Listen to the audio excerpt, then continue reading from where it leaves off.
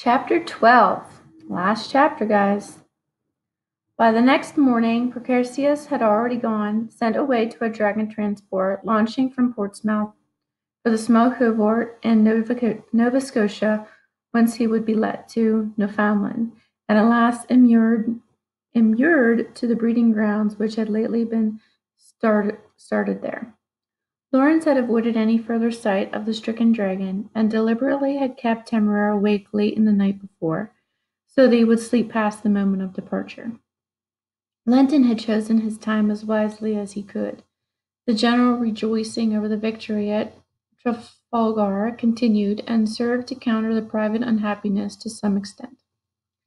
That very day a display of fireworks was announced by pamphlets, to be held over the mouth of the Thames, and Lily, Temeraire, and Maximus, being the youngest of the dragons at the covert and the worst affected, were sent to observe by Lenton's orders.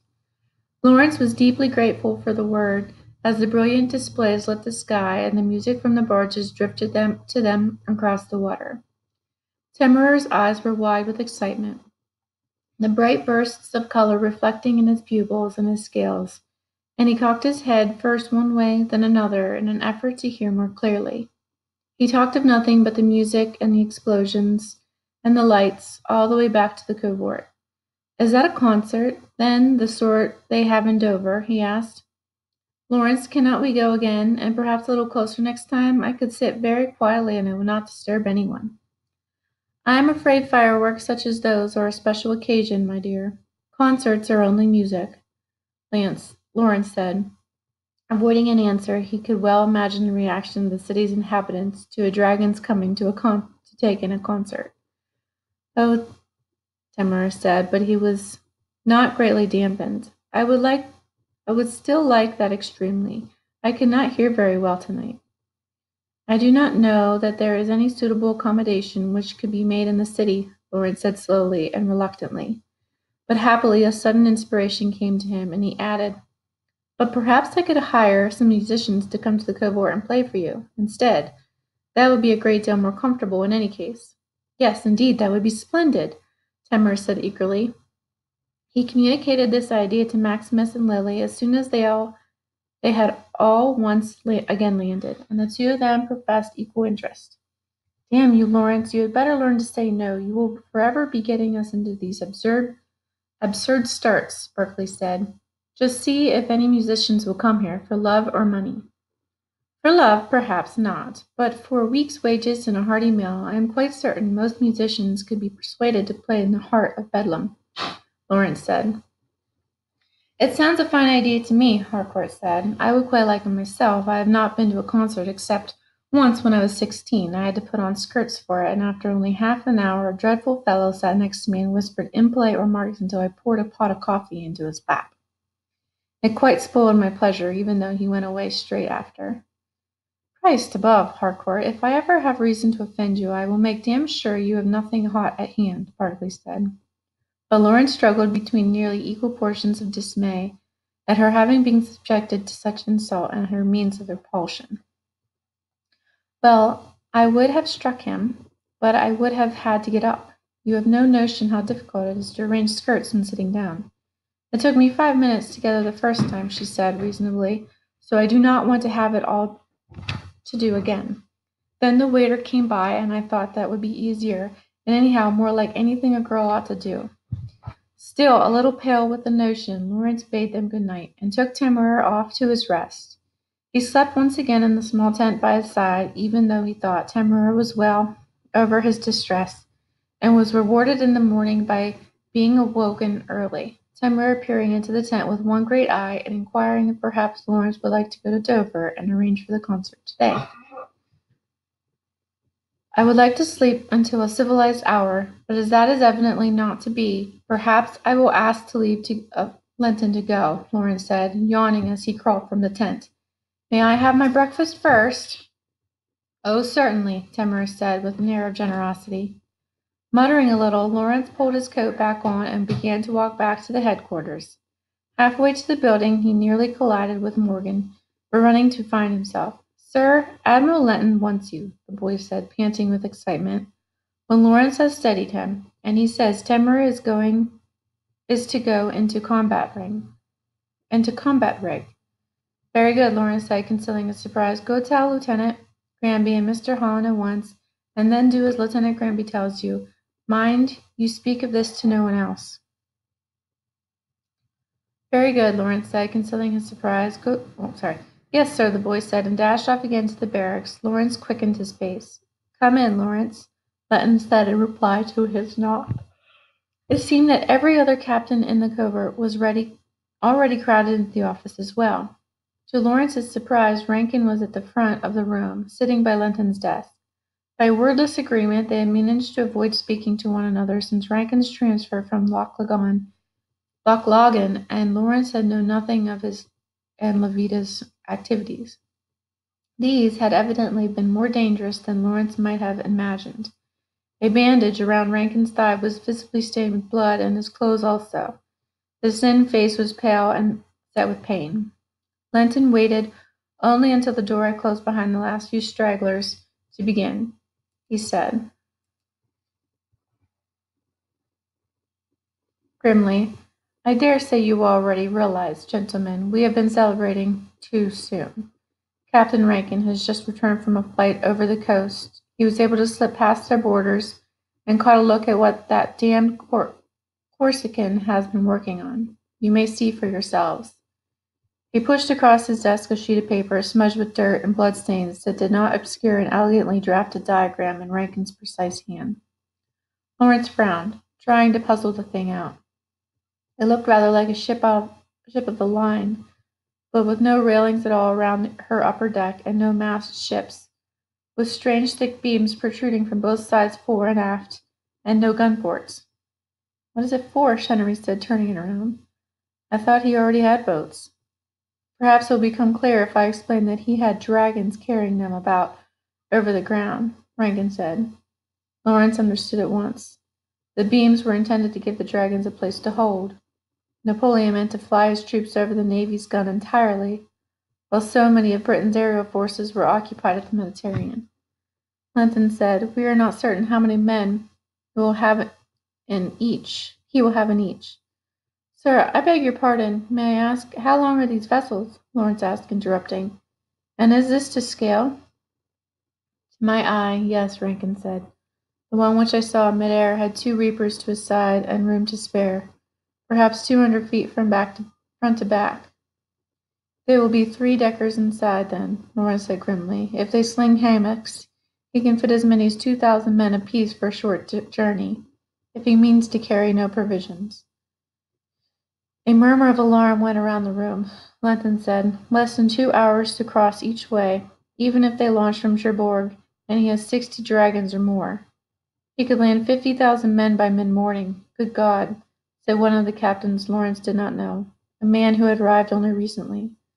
The same calculation was running in all their heads. It was impossible not to look about the room and tally their own side. Less than 20 men, a good quarter of whom were the scout and courier captains whose beasts could do very little in combat. But surely the things must be hopeless to manage in the air. And can the dragons carry such a weight? Sutton asked, studying the design further. Likely he has built them from light wood. He only needs them to last a day, after all, and they need not be watertight, Lawrence said. He needs only an easterly wind to carry him over.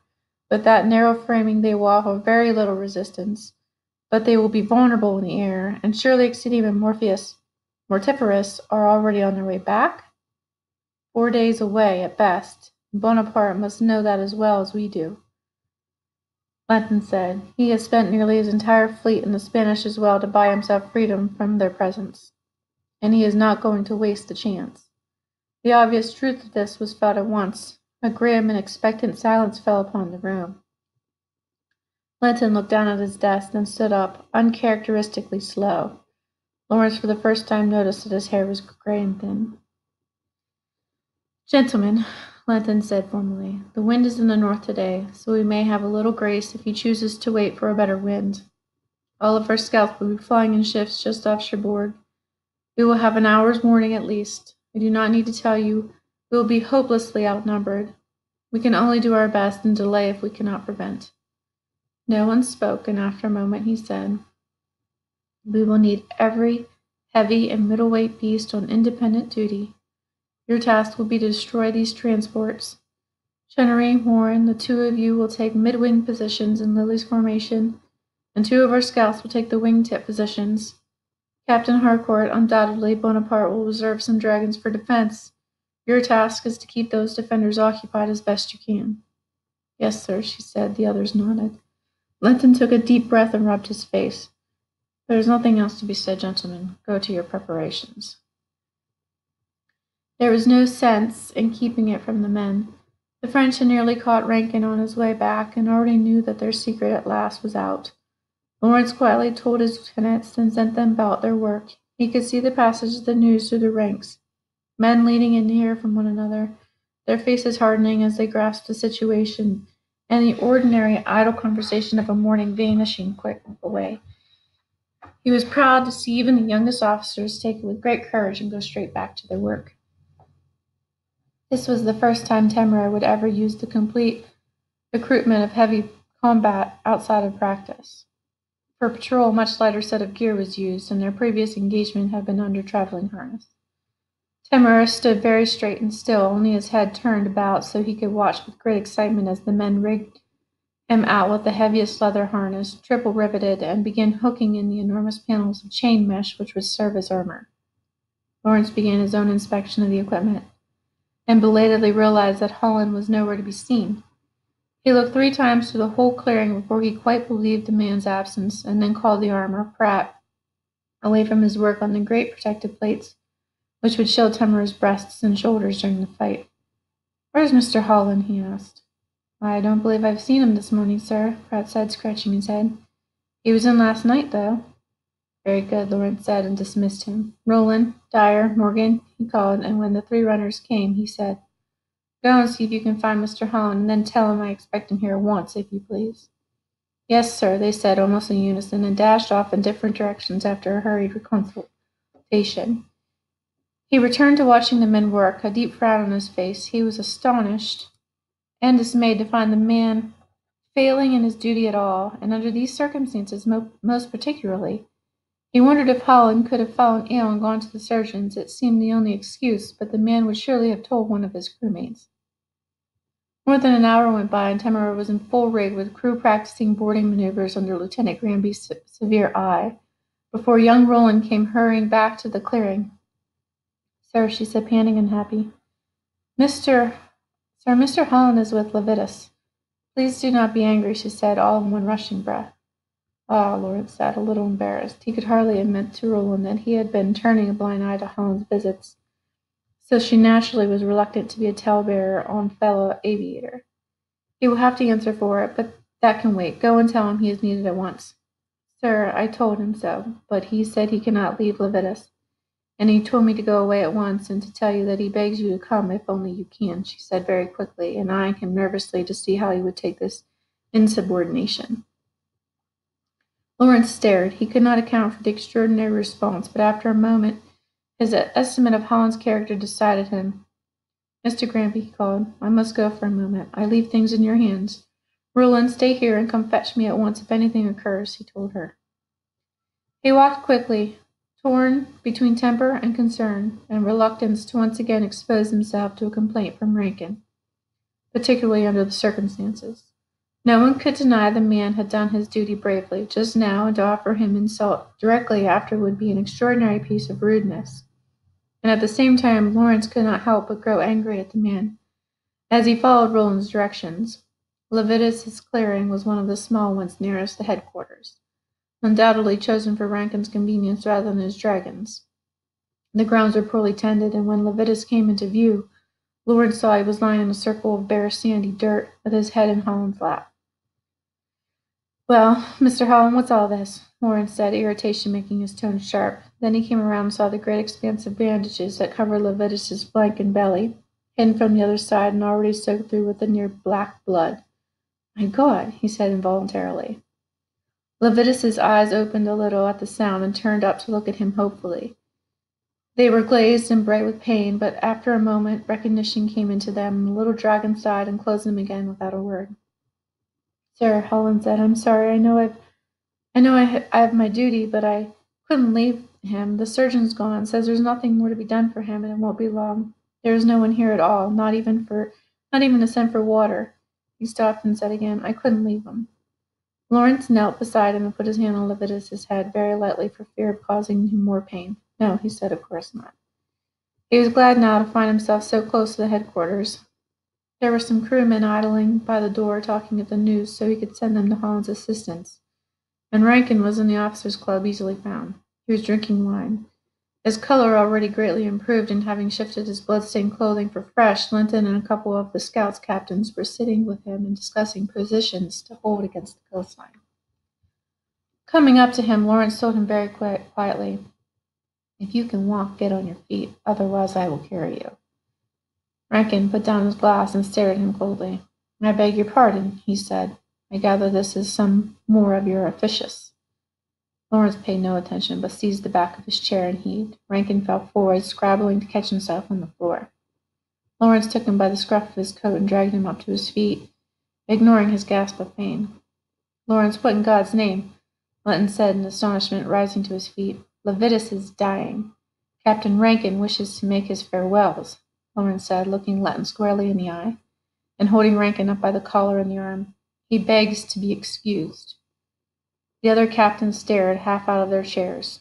Linton looked at Rankin, then very deliberately sat back down again. Very good, he said, and reached for the bottle. The other captain slowly sank back down as well. Rankin stumbled along in his grip, not even trying to free himself, shrinking a little from Lawrence as they went. Outside the clearing, Lawrence stopped and faced him. You will be generous to him. Do you understand me? He said. You give him every word of praise he has earned from you and never received. You will tell him he has been brave and loyal and a better partner than you have deserved. Rankin said nothing, only stared as if Lawrence were a dangerous lunatic. Lawrence shook him again. By God, you will do all this and more, and I hope that is enough to satisfy me, he said savagely, and dragged on him. Holland was still sitting with Leviticus's head in his lap, a bucket now beside him. He was squeezing water from a clean cloth into the dragon's open mouth. He looked at Rankin without bothering to hide his contempt.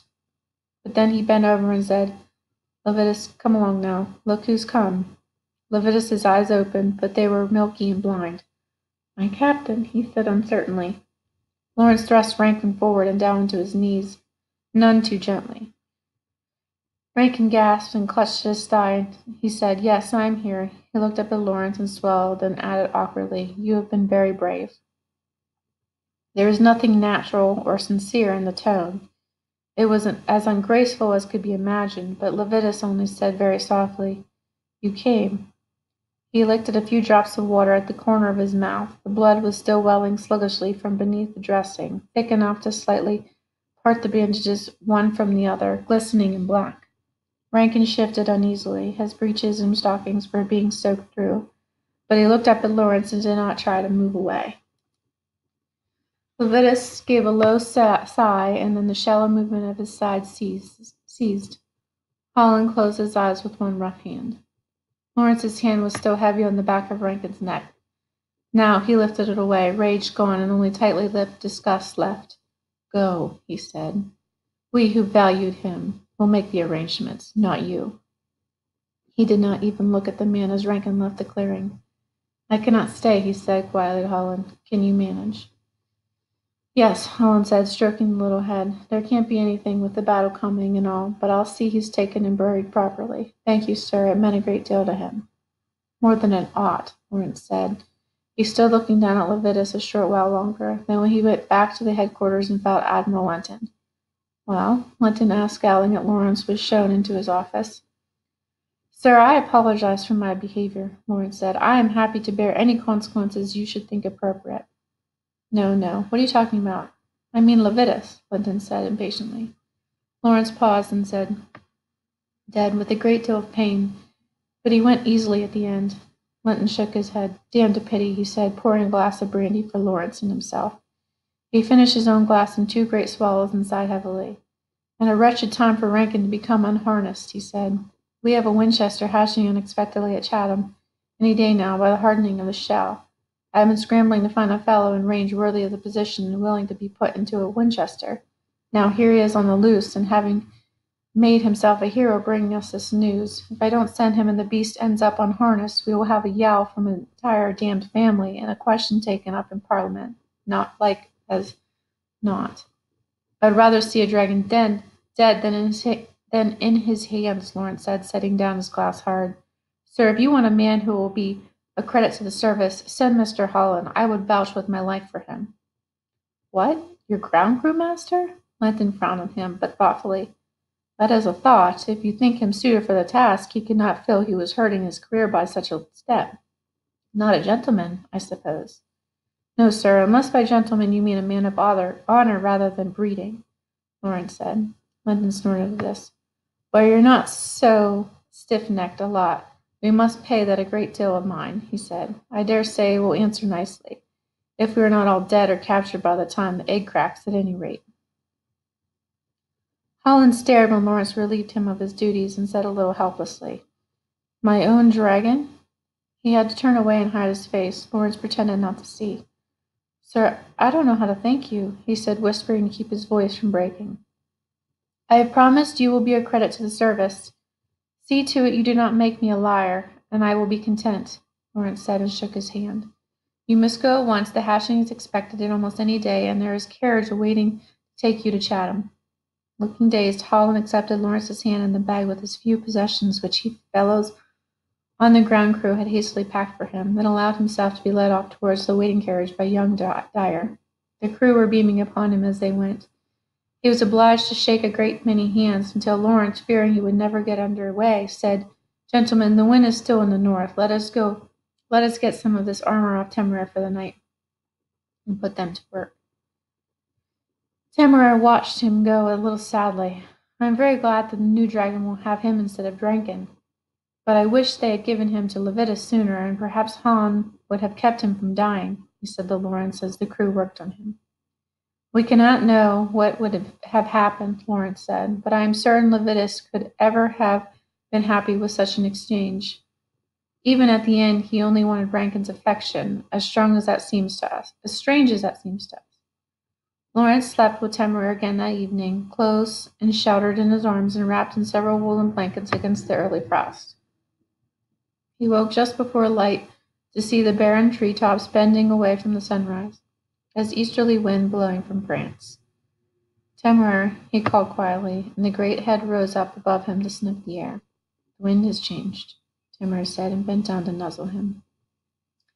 Lawrence allowed himself the indulgence of 5 minutes, lying warm and embraced, with his hands resting on the narrow, tender scales of Temeraire's nose. I hope I have never given you cause for unhappiness, my dear, he said softly. Never, Lawrence, Temeraire said very low. The ground crew came hurrying from the barracks the moment he touched the bell. The chain mesh had been left in the clearing under a cloth, and Temeraire had slept in the heavy harness for this once. He was quickly fitted out.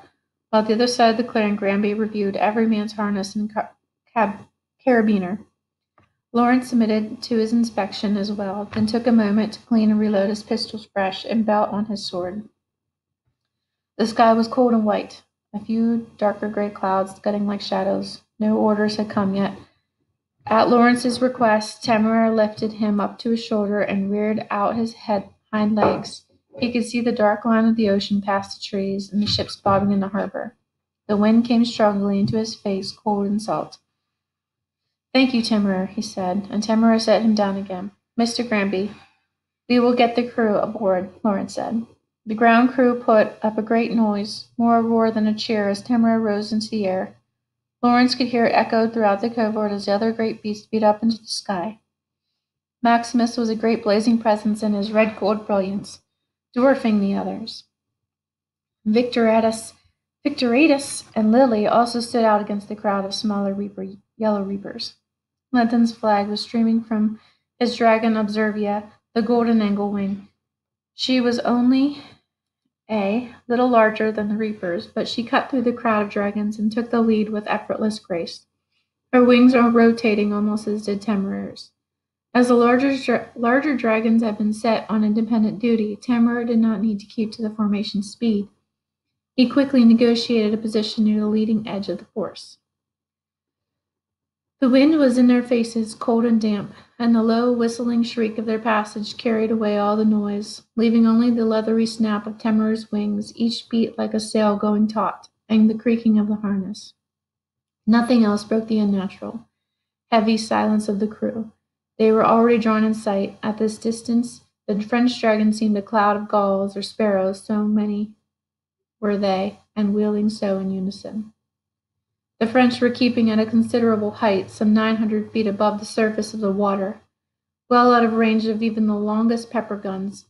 Below them a lovely feudal spread of white sail, the Channel fleet, many of the ships wreathed in smoke where they had tried a hopeless shot. More of the ships had taken up position near the land, despite the terrible danger of placing themselves so close to a leeward shore. If the French could be forced to land very near the edge of the cliffs, they might yet come into range of the long guns briefly. Excidium and Mortiferous were racing back from Trafalgar at frantic speed with their formations, but they could not hope to arrive before the end of the week. There was not a man among them but had known to a nicety the numbers which the French could muster against them. Rationally, there had never been any cause for hope. Even so, it was a different thing to see those numbers made flesh and wing. Fully 12 of the light wooden transports which Rankin had spied out, each carried by 4 dragons, and defended by as many more besides. Lawrence had never heard of such force in modern warfare. It was the stuff of the Crusades, when dragons had been smaller and the country more wild, the more easily to feed them. This occurring to him, Lawrence turned to Granby and said calmly, loud enough to carry back to the men, the logistics of feeding so many dragons together must be impractical for an extended period. He will not be able to try this again soon. Granby only stared at him a moment. Then with a start he said hurriedly, just so, right you are. Should we give the men a little exercise, I think we have at least an hour's grace before we meet them. Very good, Lawrence said, pushing himself up to his feet. The force of the wind was great, but braced against his straps he was able to turn around. The men did not quite like to meet his eyes, but there was an effort. Backs straightened, whispers stopped. None of them cared to show fear or reluctance to his face. Mr. Johns, exchange of positions, if you please, Granby called through his speaker trumpet. Shortly the topmen and bellmen had run through their exchange under the direction of their lieutenants, and the men were warmed up against the biting wind.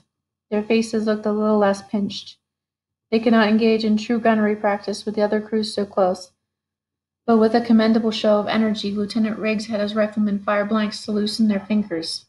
Dunn had long, thin hands at present bled white with cold. As he struggled to reload, his powder horn slipped out of his fingers and nearly went over the side. Collins only saved it by leaning nearly straight out from Temur's back, just barely catching the cord. Temur glanced back as the shots went off, but straightened himself again without any reminder. He was flying easily, at a pace which could have sustained for the better part of a day. His breathing was not labored or even much quickened. His only difficulty was an excess of high spirits. As the French dragons came more closely into view, he succumbed to excitement and put on a burst of speed, but at the touch of Lawrence's hand he drew back again into the line. The French defenders had formed into a loosely woven line of battle, the larger dragons above and the smaller ones beneath in a darting, unpredictable mass, forming a wall shielding the transport vessels and their carriers. Lawrence felt if only they could break through the line, there might be some hope. The carriers, most of them of the middle-weight Pêcheur breed, were laboring greatly. The unaccustomed weight was telling on them, and he was sure they would be vulnerable to an attack. But they had 23 dragons to the French 40 and more defenders, and almost a quarter of the British force was made up of Greylings and Winchesters. No proper match for the combat-weight dragons. Getting through the line would be nearly impossible, and once through, any attacker would immediately be isolated and vulnerable in turn. On Observia, Lenton sent up the flags for attack, engaged the enemy more closely. Lawrence felt his own heart begin beating faster with the tremble of excitement that would fade only after the first moments of battle. He raised his speaking trumpet and called forward, "Choose your target, Temur. If ever you get it up alongside a transport, you cannot do wrong." In the confusion of the enormous crowd of dragons, he trusted Temur's instincts better than his own. If there was a gap in the French line, Lawrence was sure that Temur would see it. By way of answer, Temura struck out immediately for one of the outlying transports. As if he meant to go straight at it, abruptly he folded his wings and dived, and the 3 French dragons who had closed ranks in front of him dashed in pursuit. Swiveling his wings, Temura halted himself in midair while the 3 went flashing past. With a few mighty wing strokes, he was now flying directly up towards the unprotected belly of the first carrier on the larboard side, and now Lawrence could see that this dragon, a smaller female Pechet was visibly tired, her wings laboring, even though her pace was still regular. "Ready bombs," Lawrence shouted. As Temura came hurtling past the Pechet and slashed at the French dragon's side, the crew hurled the bombs onto the deck of the transport. The crack of gunfire came from the Pechet's back, and Lawrence heard a cry behind him. Collins threw up his arms and went limp in his harness, his rifle tumbling away into the water below. A moment later, Body followed. He was dead, and one of the others had cut him loose. There were no guns in the transport itself, but the deck was built slanting like a roof. 3 of the bombs rolled off before they could burst, drifting smoke as they fell uselessly. However, 2 exploded in time. The whole transport sagged in midair as the shock briefly threw the Pechet off her pace, gaping holes torn in the wooden planking. Lawrence caught a single glimpse of a pale, staring face inside, smudged with dirt and inhuman with terror. Then Temura was angling away. Blood was dripping from somewhere below, a thin black stream. Lawrence leaned to check, but saw no injury. Temura was flying well. "Granby," he shouted, pointing. "From his claws, the other beast," Granby shouted back after a moment, and Lawrence nodded. But there was no opportunity for a second pass. 2 more French dragons were coming at them directly. Temura beat up quickly into the sky, the enemy beasts following. They had seen this trick of maneuvering and were coming at a more cautious pace so as not to overrun him. "Double back straight down and at them," Lawrence called to Temura. "Guns ready," Riggs shouted behind him, as Temura drew a deep, swelling breath and neatly turned back on himself in midair. No longer at war with gravity, he plummeted towards the French dragons, roaring furiously. The tremendous volume rattled Lawrence's bones even in the face of the wind. The dragon in the lead recoiled, shrieking, and entangled the head of the second in its wings. Temura flew straight down between them through the bitter smoke of the enemy gunfire, the British rifles speaking the answer. Several of the enemy dead were already cut loose and falling. Temura lashed out and carved a gash along the second dragon's flank as they went past. The splurting blood splashed Lawrence's trousers, fever hot against his skin. They were away. The 2 attackers were still struggling to right themselves. The first was flying very badly and making shrill noises of pain. Even as Lawrence glanced behind them, he saw the dragon being turned back for France with their advantage in numbers. Bonaparte's aviators had no need to push their dragons past injury. "Bravely done," Lawrence called, unable to keep jubilation, pride out of his voice, as absurd as it was to indulge in such sentiments at the height of so desperate a battle. Behind him, the crew cheered wildly as the second of the French dragons pulled away to find another opponent, not daring to attempt Temura alone. And once Temura was winging back towards their original target, head raised proudly, he was still unmarked. Their formation partner, Miss Soria, was at the transport. 30 years of experience made her and Sutton wily, and they too had won past the line of battle. To continue the attack on the already weakened Pechet, whom Temura had injured, a pair of the smaller Hawks de Ciel were defending the Pechet. Together they were more than Miss Soria's weight, but she was making use of every trick she had, skillfully baiting them forward, trying to make an opening for a dash to the Pechet. More smoke was pouring from the transport's deck. Sutton's crew had evidently managed to land a few more bombs upon it. "Flank to larboard," Sutton signaled from Masoria's back as they approached. Masoria made a dash to the 2 defenders to keep their attention on her, while Temura swept forward and lashed at the Pechet's side, his claws tearing through the chain mesh with a hideous noise. Dark blood spurting. Bellowing, instinctively trying to lash at Temura in defense, the Pechet let go the beam with one foreleg. It was secured to the dragon's body by heavy chains, but even so the transport listed visibly down, and Lawrence could hear the men inside yelling. Temura made an ungraceful but effective fluttering hop and avoided the strike. Still closely engaged, he tore away more of the chain mesh and clawed the Pechet again. "Prepare volley," Briggs bellowed, and the Frenchman strafed the Pechet's back cruelly. Lawrence saw one of the French officers taking aim at Temura's head. He fired his own pistols. With the second shot, the man went down clutching his leg. "Sir, permission to board," Granby called forward. The pursuer's topman and rifleman had suffered heavy losses, its back was largely cleared, and the opportunity was idle. Granby was standing at the ready with a dozen of the men, all of them with swords drawn and hands ready to unlock their carabiners. Lawrence had been dreading this possibility of all things. It was only with deep reluctance that he gave Tamara the word and laid them alongside the French dragon. "Boarders away," he shouted, waving Granby his permission with a low, sinking feeling in his belly. Nothing could have been more unpleasant than to watch his men make that terrifying unharnessed leap into the waiting enemy's hands, while he himself had to remain at his station. A terrible, ululating cry in the near distance. Lily had just struck a French dragon full in the face, and it was scrabbling and clawing at its own face, jerking in one direction and the next, frenzied with the pain. Tamara's shoulders hunched with sympathy, just as Bashir's did. Lawrence flinched himself from the intolerable sound. Then the screaming stopped abruptly. A sickening relief, the captain had crept out along the neck and put a bullet in his own dragon's head rather than see the creature die slowly as the acid ate through the skull and into the brain. Ugh. Many of his crew had leapt to other dragons for safety, some even to Lily's back, but he had sacrificed the opportunity. Lawrence saw him falling alongside the tumbling dragon, and they plunged into the ocean together. He wrenched himself from the horrible fascination of the sight. The bloody struggle aboard the Peshawur's back was going well for them, and he could already see a couple of the mid-wingmen working on the chains that secured the transport to the dragon. But the Peshawur's distress had not gone unnoticed. Another French dragon was coming towards them at speed, and some exceptionally daring men were climbing out of the holes in the damaged transport, trying to make their way up the chains to the Peshawur's back to provide assistance. Even as Lawrence caught sight of them, a couple of them slipped on the sloping deck and fell. But there were more than a dozen making the attempt, and if they were to reach the Peshawur, they would certainly turn the tide of the battle against Granby and the boarders. Masuya cried out then, a long, shrill wail. "Fall back!" Lawrence heard Sutton shouting. She was streaming dark blood from a deep cut across her breastbone, another wound on her flank already being packed with white bandage. She dropped and wheeled away, leaving the two Pousse de Ciel who had been attacking her at liberty.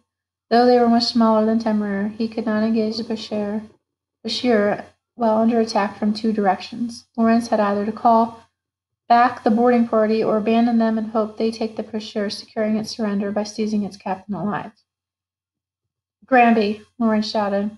The lieutenant looked around, wiping blood from a cut on his face, and nodded as soon as he saw their positions, waving them off. Lawrence touched Temeraire's side and called to him. With a last parting slash across the Bashir's flank that laid white bone bare, Tamaraire spun away, gaining some distance and hovering to permit them to survey. The two smaller French dragons did not pursue, but remained hovering close to the Bashir. They did not dare to try to get close enough to send men over, for Tamaraire could easily overwhelm them if they put themselves in so exposed a position. Yet Tamaraire himself was also in danger. The riflemen and half the bellmen had gone for the boarding party. Well worth the risk, for if they took the Bashir, the transport could not very well continue on if it did not fall entirely. At least the three remaining dragons would likely be forced to turn back for France, but that meant Temeraire was now undermanned, and they were vulnerable to boarding themselves. They could not risk another close engagement. The boarding party was making steady progress now against the last man resisting aboard in Bashir's back. They would certainly outdistance the men from the transport. One of the Pousse de Ciel dashed in and tried to lie alongside the Bashir.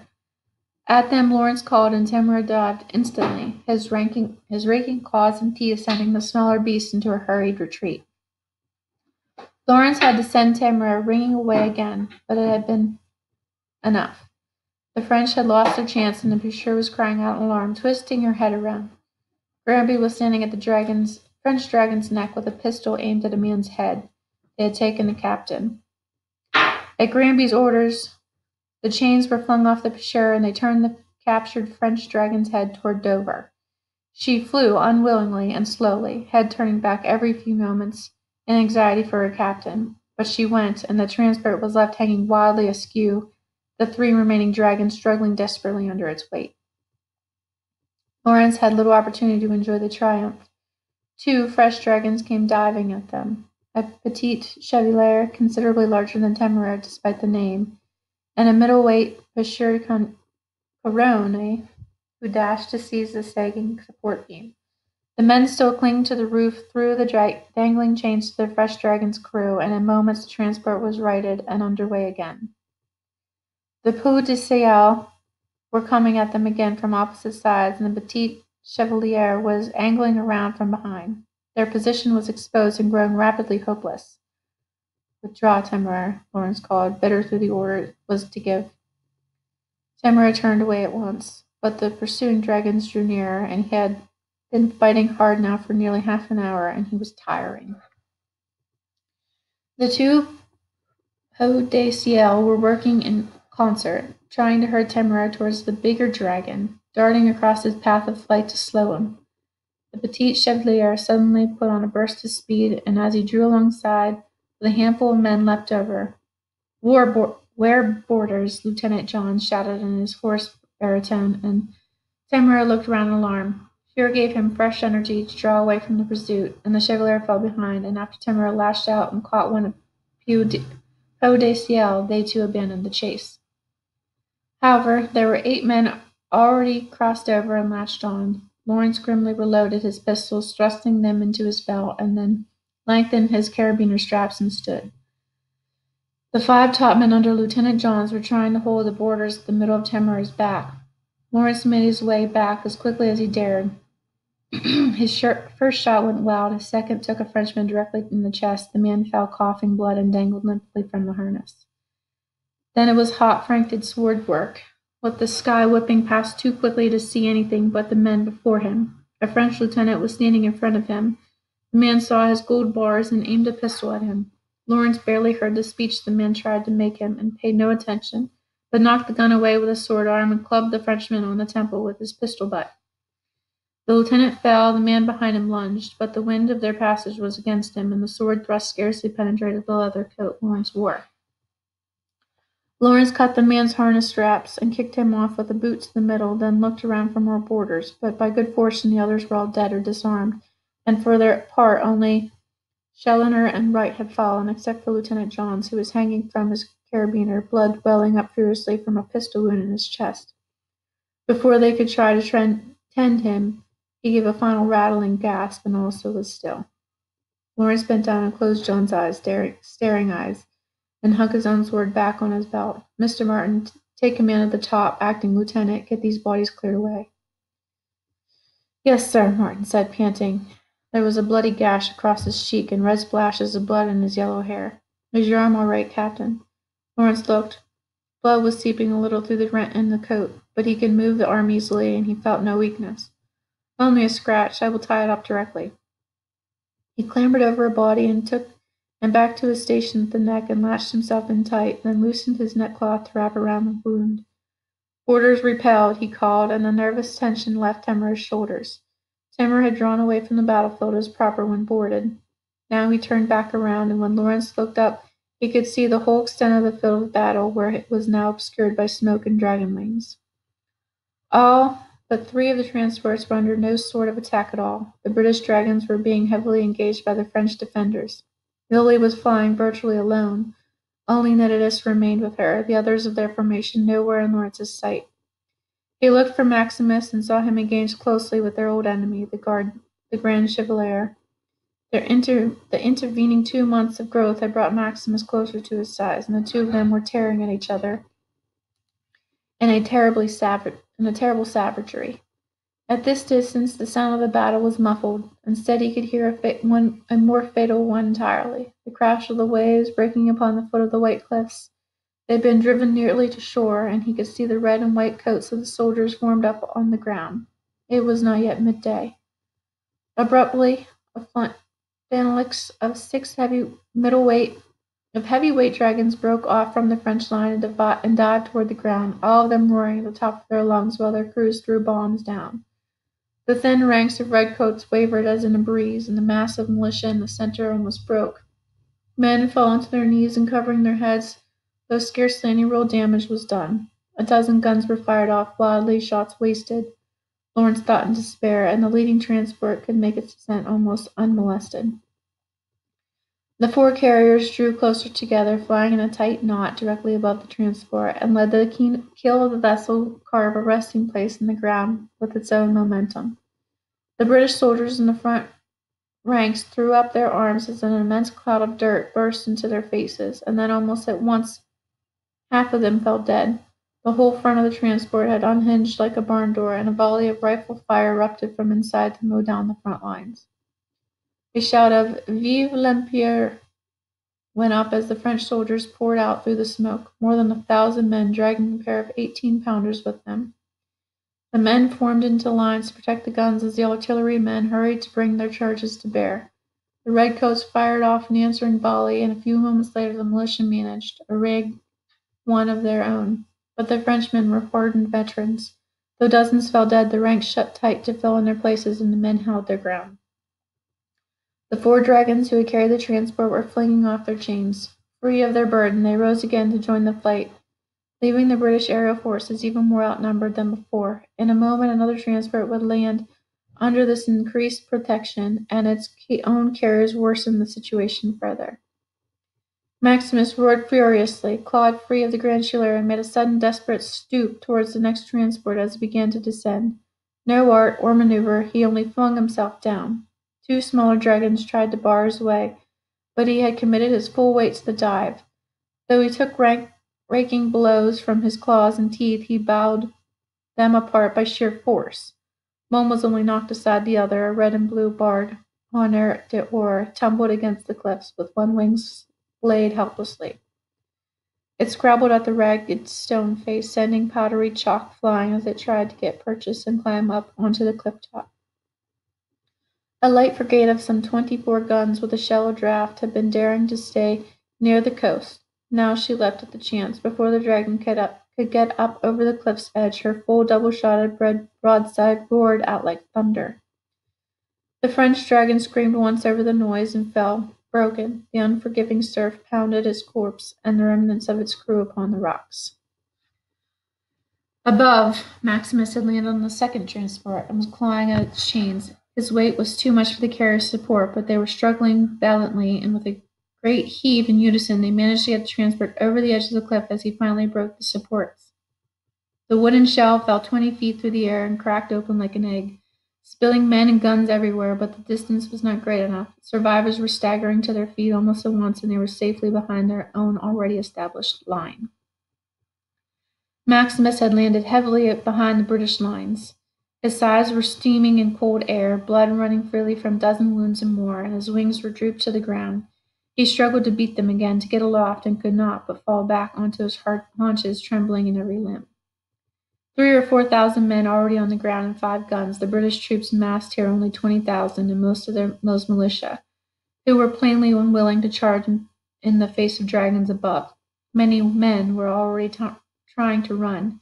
If the French commander had any sense at all, he would scarcely wait for another 3 or 4 transports to launch his own charge, and if his men overran the gun emplacements, they could turn the artillery against the British dragons and clear the approaches completely.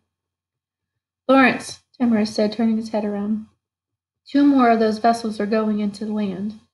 "Yes," Lawrence said low. "We must try and stop them. If they land, the battle on the ground is lost." Timor was quiet a moment, even as he turned his path of flight onto an angle that would bring him ahead of the leading transport. Then he said, "Lawrence, we cannot succeed, can we?" The 2 forward lookouts, Young and Science, were listening also, so that Lawrence had to speak as much to them as to Timor. "Not forever, perhaps," Lawrence said, "but we may do enough to help protect England. If they are forced to land on one at a time, or in worse positions, the militia may be able to hold them for some time." Timor nodded, and Lawrence thought he understood the unspoken truth.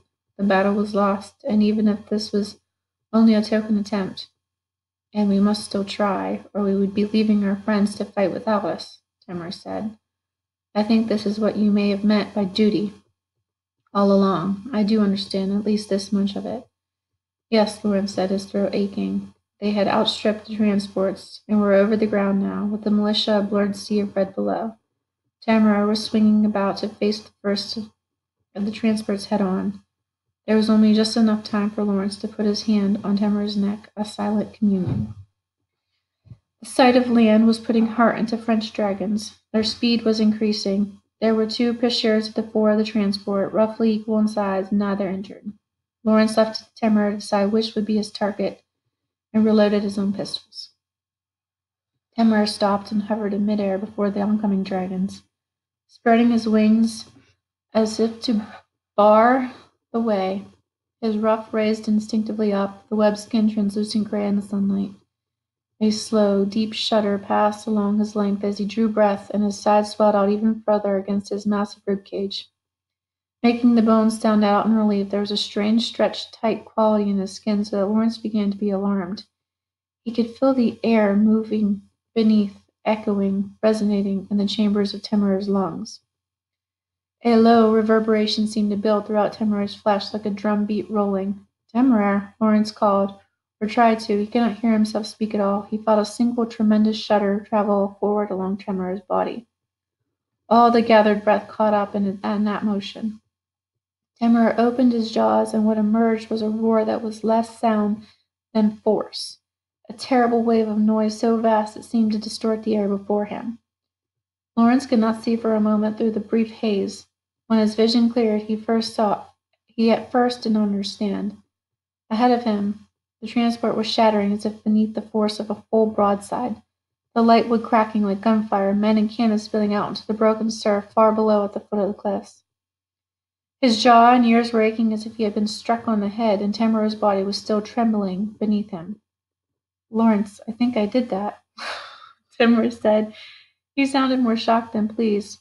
Lawrence shared his sentiment. He could not immediately bring himself to speak. The 4 dragons were still attached to the beams of the ruined transport, and the 4th dragon to larboard was bleeding from its nostrils, choking and crying in pain. Hurrying to save the dragon, its crew cast off the chains, letting the fragment fall away, and it managed the last quarter-mile to land behind the French lines. Captain and crew leapt down at once. The injured dragon was huddled and pawing at its head, moaning. Behind them, a wild cheer was going up from the British ranks, and gunfire from the French. The soldiers on the ground were shooting at Timur. "Sir, we are in range of those cannons, if they get them loaded," Martin said urgently. Timur heard and dashed out over the water for the moment beyond their reach, and hovered in place. The French advance had halted for a moment, several of the defenders milling about, wearing of coming closer, and as confused as Lawrence and Timur himself were. But in a moment the French captains above might understand, or at least collect themselves. They would make a concerted attack on Timur and bring him down. There was only a little time left in which to make use of the surprise. "Timur," he called urgently, "fly lower and try if you can striking at these transports from below at cliff height. Mr. Turner," he said, turning to the signal and sign, "give those ships below a gun and show them the signal for engage the enemy more closely. I believe they will take my meaning." "I will try," Timur said uncertainly, and dived lower, gathering himself, and once again taking that tremendous swelling breath. Curving back upwards, he roared once again, this time at the underside of one of the transports still over the water. The distance was greater, and the vessel did not wholly shatter, but great cracks opened in the planks of the hull, and the 4 dragons above were desperately occupied in keeping it from breaking open all the rest of the way. An arrowhead formation of French dragons came diving directly toward them, some 6 heavyweight dragons behind the Grand Schiller in the lead. Timur darted away, and at Lawrence's touch dropped lower over the water, where half a dozen frigates and 3 ships of the line lay in wait. As they swept past, their long guns spoke in a rolling broadside, one gun after another, scattering the French dragons into shrill confusion as they tried to avoid the flying grape shots and cannonballs. "Now, quickly, the next one," Lawrence called to Timur. Through the order was scarcely necessary. Timur had already doubled back upon himself. He went directly at the underside of the next transport in line, the largest flown by 4 heavyweight dragons, and with signs of golden eagles flying from the deck. "Those are his flags, are they not?" Timur called back. "Bonaparte is on there." "More likely one of his marshals," Lawrence shouted over the wind. But he felt a wild excitement anyway. The defenders were forming up again at a higher elevation, ready to come after them once more. But Timur beat forward with ferocious zeal and outdistanced them. This larger transport, made of heavier wood, did not break as easily. Even so, the wood cracked like the sound of a pistol shot, splinters flying everywhere. Timur dived down to attempt a second pass. Suddenly Lily was flying alongside them, and Observio on the other side, London bellowing through his speaking trumpet. "Go at them, just go at them, we will take care of those damned buggers." and the two of them rolled to intercept the French defenders coming after Timur again. But even as Timur began his climb, fresh signals went out from the damaged transport. The 4 dragons who were carrying it together wheeled around and began to pull away, and across the battlefield all the transports still aloft gave way and turned for the long, weary flight back in retreat to France.